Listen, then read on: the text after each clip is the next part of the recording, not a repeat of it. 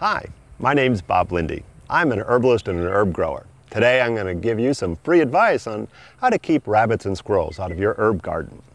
So, depending on where you are, you may have rabbits or squirrels, and sometimes even both, going after your herbs and vegetables in your garden.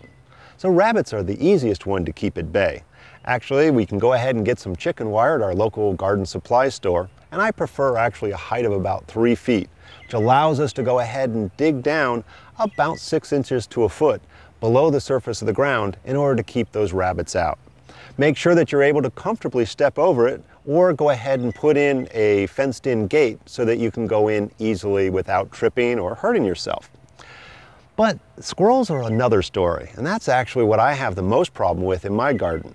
I actually have a variety of fruit trees as well as avocado trees that the squirrels are kind enough to pick for me oftentimes, but I don't usually want to eat after them.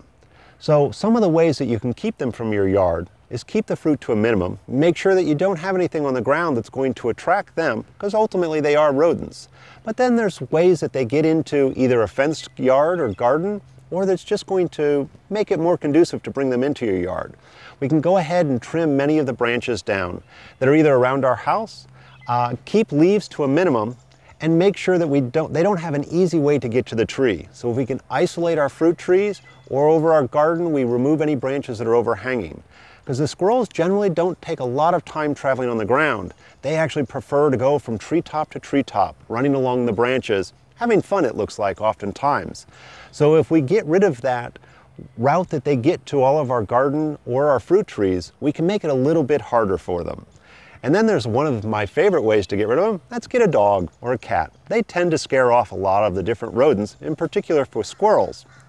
And just recently I actually had a friend telling me about an interesting way that he got rid of the squirrels in his yard. He mixed cayenne pepper with Vaseline and placed that Vaseline in particular areas where the squirrels like to travel.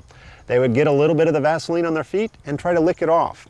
Usually that was enough deterrent to keep the squirrels from coming that route again. So I haven't tried that one yet, but I understand it was quite effective for him for a variety of different squirrels and rats that he actually had in his yard. So this is Bob Linde talking to you about some free advice for taking care of those rabbits and squirrels in your yard. So you can go ahead and get some chicken wire, or try a variety of different techniques to keeping the squirrels to a minimum. So please enjoy your herbs.